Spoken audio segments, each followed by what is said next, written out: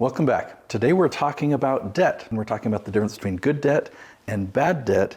And you might have heard of that before. You might have a general idea of what that means, but we're going to get down deep so that you can really internalize it and make sure that you're only using good debt to do good things for you and your business.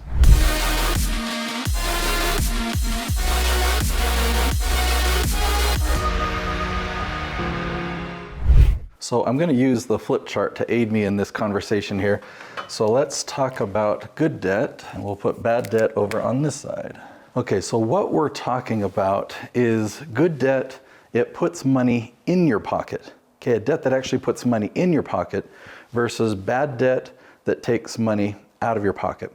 Now, I first had this conversation or learned this from Robert Kiyosaki. He's the author of the book Rich Dad, Poor Dad, and he talks a lot about this. It was a foreign concept before, but when I heard it and he talked about it in many ways, it became more and more familiar. So I want to start out in a similar way, just giving you some examples of what is a good debt and what is a bad debt. So an example of a bad debt, those are easier to list off. Typically, that could be a car, or your home, movie theater system, like we'll just say TV, right? We could just list off thing after thing after thing after thing.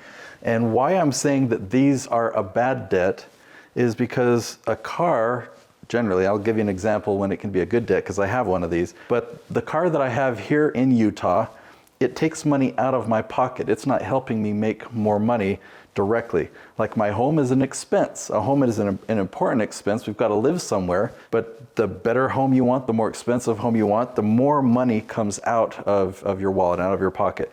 It's a bad debt. Any items, any commodities, even food, if you're going into debt for these things, then it's a bad debt. It's just taking money out of your pocket. So typically these type things, you want to be smart about the type of loan you get. Like when you get a mortgage on a home, you don't want to overextend yourself, and you want to understand that this is a bad debt. And when you get a loan on a car, understand that it's a bad debt. You're using your credit to buy things that take money out of your pocket. Okay, so what are some examples of good debts? Let me actually just start with the car example, because I do have a car in Florida that is putting money in my pocket.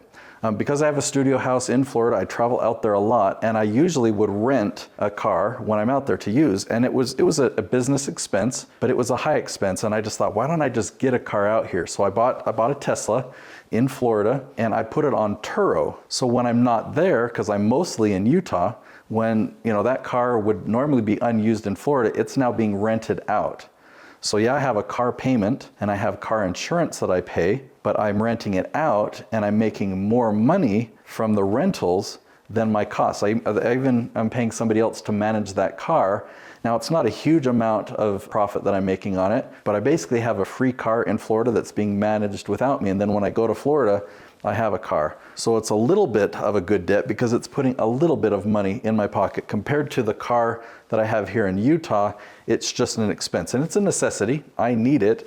I had to get some auto body work done. I put a little dent into the side. And when I was without my car, it was a pain, so I had to rent it. So it's a necessity, but I just wanted to make that clear distinction between good debt and bad debt. Now, I also have a house that is a good debt versus my home, which is a house that is a bad debt. So I'll just put it over here, but it's not my home, so I'll use a different word.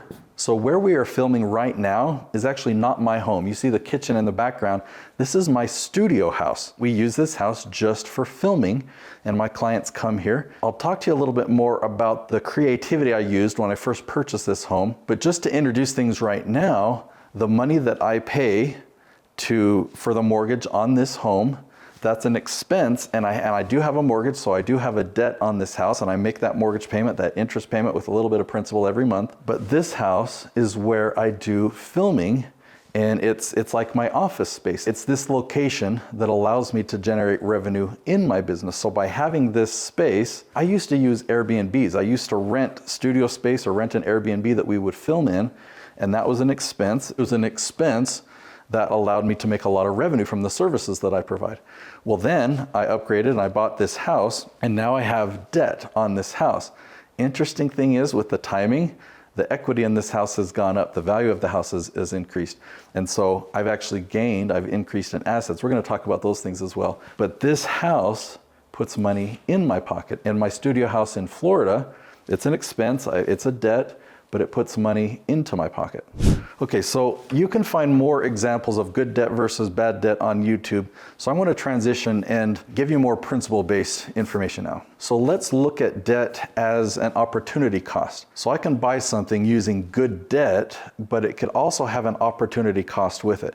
And admittedly, the Tesla that I have in Florida, I had to get a loan to do that. And because it's only bringing me in a little bit of profit, there is an opportunity cost there. I could have used that credit and that loan ability or that debt, I could have used that to buy something that put more money in my pocket. So hopefully that illustrates, like, I'm giving up the opportunity that I could have used that credit for something else. I don't regret the situation there, but I've considered, well, I've got one, what if I got a fleet of cars? Because the guy who manages my car out there, he's actually got a fleet of about 130 cars. Mine is just one of them. And I thought maybe I should just purchase a few other cars, but I thought the opportunity cost was too high. What if it prevents me from doing other things because I've used up all my credit in this way for only a small amount of profit? So another measuring stick that I want to talk about in comparing a good debt versus a bad debt is if it can help you build assets. So in terms of this studio house and the equity going up, this house is now actually an asset for me in that it has value, it has equity. I put a down payment down on it, and the value of it, if and when I sell this house, there's actually more equity in it. Now that equity can go down, it depends on the markets.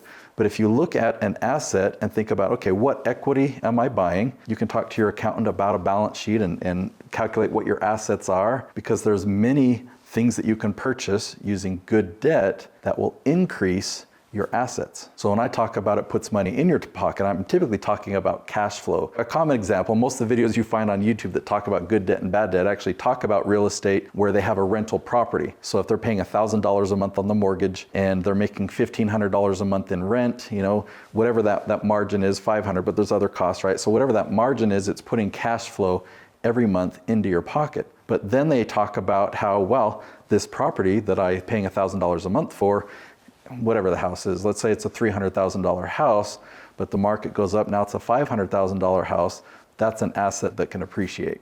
Next, I want to talk about interest rate. And my team is going to have to blur this. I've got this fancy Sky Miles card, this American Express. It's kind of like a status symbol to have this card because I'm a platinum member of Sky Miles.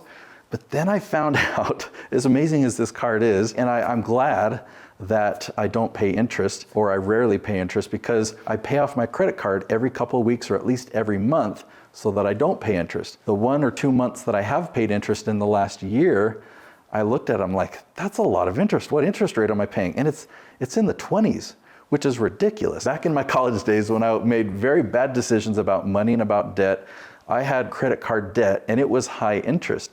Now that I've got a much better credit score, I have savings in the bank so I don't have to use bad debt like that. When I found that my Amex had a high interest rate, I thought, oh, I know what to do about this. Let me just give them a call, say, hey, can you lower my interest rate? That used to work.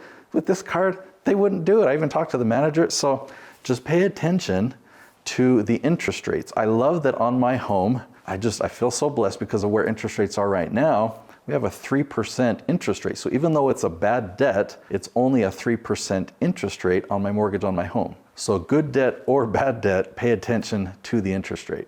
Now I want to give you a little bit more detail about this house, because when I first purchased this house, I did not use a mortgage. If I were to get a mortgage, it would have had too many other opportunity costs. The money that I had for a down payment, I loved having an emergency fund, and I didn't want to drain my emergency fund for the down payment. So this studio house is over 7,000 square feet, and it's pricey. Because of business revenue and what I was going to be using it for, because of the savings of not having to rent filming space and Airbnbs and things like that, I knew that I could afford the monthly payment. I just at the time didn't want to use my savings for that down payment. So I talked with the seller and I told them about my plans and what I was going to be using this for. And I talked to them about, hey, what if I give you a down payment? It was much smaller than a mortgage would have required. But I said, hey, I'll give you a down payment and I'll pay you this much a month, and this will be a lease to own. And in a year or two, I will then do a mortgage. I'll actually purchase the home at that point. We negotiated back and forth and we came up with a plan that felt like a win-win for both of us. So I was kind of renting this home, but I had made a down payment, and our agreement was such that I could do whatever I want with it in terms of improvements and things that would basically treat the home as if I were the owner. And then a year later, I did get a mortgage on the home, and that down payment that I gave to the seller was actually returned to me to use towards the down payment for the mortgage. So I give that as an example just so you know that there are ways that you can be creative, you can think outside the box. And I'm not a real estate tycoon. I don't know how to do the complicated real estate strategies, but I realized, you know what? I can just talk to the seller and come up with an idea, and they accepted it, and it was a win-win. So with this conversation about debt, I highly want to encourage you to prioritize an emergency fund. Just something like a savings account or a checking account that build up a significant amount there. You know, start with $1,000, then $2,000, then $3,000, then $10,000, then $20,000, then $30,000. When you focus on building your savings, you can make really smart decisions with debt. Instead of what I used to do when I had bad debt and I was really trying to pay it down, when I had extra money, let's say I had an extra $2,000, I thought it would be smart to pay down my credit card. And I would do that. I would pay down the credit card, but then those same minimum payments were due the next month. And if I had a rough month, I had to spend that credit card and I had to use the credit card and I went back into bad debt. So when I learned a smarter way of doing things, I would take that $2,000 and I would put it into savings and I would make the minimum payments on my debts. The next month, if I had extra money, I would put that money in savings. And eventually I could take some of that savings and just make a decision like, you know what? I can fully pay off that credit card, not taking all the money out of my savings.